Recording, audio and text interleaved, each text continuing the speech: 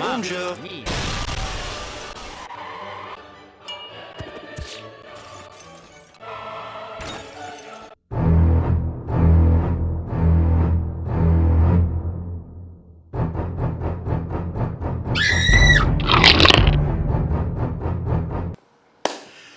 Happy New Year. Welcome to Art, Wine, and Anarchy. Today we are here at Smart Shark Designs, a little studio and gallery in my hometown of Honokaa with owner, resident artist, Martin Sanchez. Aloha, everyone. So, how did you get started and how did you end up being a full-time artist? Well, it started, I'm going to say about 3 years ago. And it all started with just doing kind of digital graphic design, mind you, on my iPad Pro. And it was basically just doing illustrations and cartoons for my niece, Sophia. That's cool. And so at that time, she was roughly about seven years old. And so I, started doing the whole baby shark thing, cartoons and stuff. And she loves the ocean, she loves the water, she loves to see animals. So I started doing kind of cute little sharks, little whales and stuff for her. And then I kind of was like, how about if I do these in stickers and kind of prints for her? And so I went with that. And then a couple of my friends and people were like, hey, can you give me, these stickers? Can you give me? I said, sure. And then it was like, can you design this for me? Oh, can you do this for me? And so I did it all for free. And then people were like, hey, you want to do like a little farmer's market and start selling some of the stuff that you're doing? And I said, sure. And so it kind of went from there. And then I was like, kind of branched off into creating kind of a digital prints and framed artwork and then stickers and stuff like that. And then it starts taking off on kind of artisan markets and then a few vendors or locations around Kona, boutiques, wanted to sell some of my prints and stickers. And I have to give credit though to the very first boutique who took my artwork, and it's been there since then. Puna Chocolate in Kona at the brewery block. Oh. They sell homegrown chocolate from here in Hawaii, and they have a shop in Kona and they have a shop in Hilo, and they're the ones that I kind of went with first.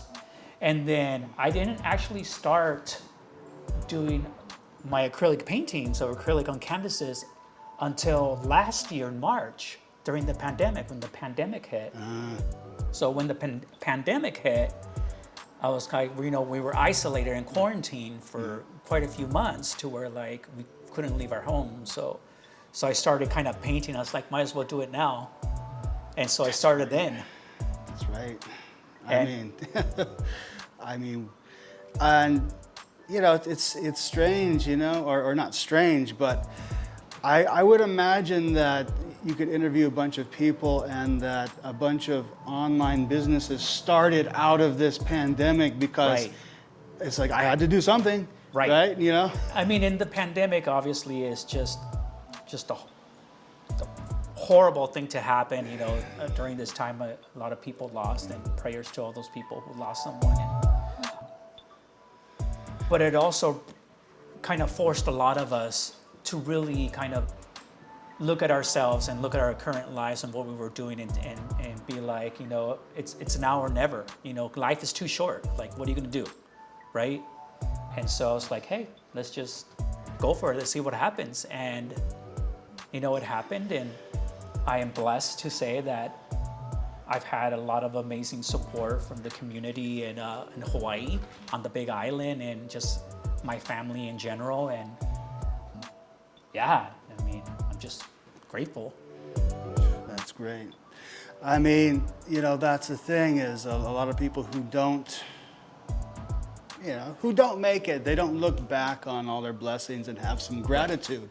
Really, it sounds like, like a lot of guru talk, but it's right. Historically, people have said this throughout history. Right. And it's very real. It is. It's one of those things like, the belief of you know, if it's meant to be, it's meant to be type of thing, right? Yeah. And I think I kind of live with that philosophy as well. I was like, I didn't push anything. I didn't force myself to do anything. I just kind of let it happen. And that's exactly what happened with, you know, my gallery now. Right. Like if you would have asked me, you know, in the beginning of last year that I was going to open up a studio gallery, just like, absolutely not. Yeah. Like there's no way in hell that I was going to open a shop, especially in the middle of a pandemic, right? Right. Like, you know, it was going to be a huge risk.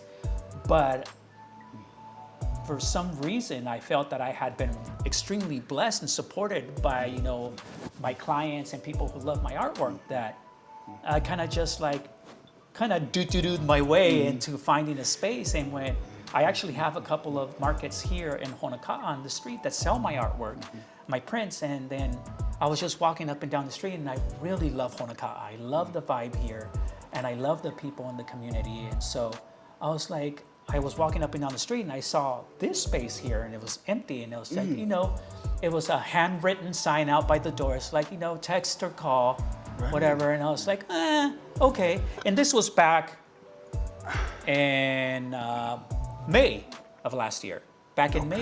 And so, you know, I text the number, kind of forgot about it, you know, got a reply with, oh, you know, the space is rented. It's going to, I'm showing it to another individual who's interested in the space. Thank you for your interest, but I'll call you if it falls through. And I was like, oh, all right, whatever. It'll happen when it happened, right? And then she calls me a week later. It's like, oh, it fell through. Do you want to look at the space? And I was like, oh, okay. Yeah. And so if anybody who lives here has seen the space, what it looked like before I came in, I mean, we're talking 1960s, 70s, wood paneling all over the walls, right? Which, you know, I kind of have that retro look going, but I didn't want it kind of dark and damp, you know? Yeah, I don't even remember what was in here before you got here. I think there was a doctor's office in here before. That's right. A doctor's office. I don't even remember his name, but there was still a sign on the door that said, you know, Dr. So-and-so has moved to another location. Okay. But, you know, there was like a teal, really dirty carpet on the floor. There was a drop-down ceiling. And so I was like, wow. But I just love how open it was, and it had this kind of like partition in the middle, right? Sure. And back there was like a lot of cabinets and stuff. So it's like, wow, I can create like a whole circle. I can put my artwork over here. I can do a small little retro kind of mid-century modern shop on the other side. It could be kind of cool. And so then I started the whole process of just redoing the whole inside, ripped the carpet out.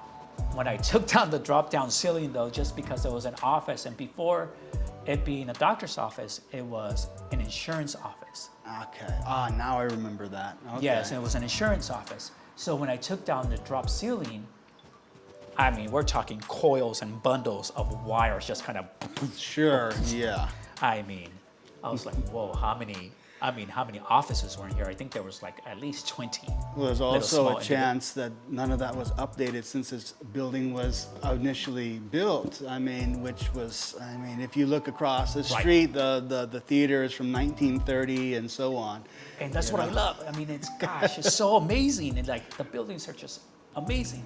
And then to reveal, you know, the wood ceiling, the original concrete floors. I mean, this is how I'm going to leave it. People were like, why don't you like redo the floors? Why don't you put hardwood floors? Like, I want to keep it like this.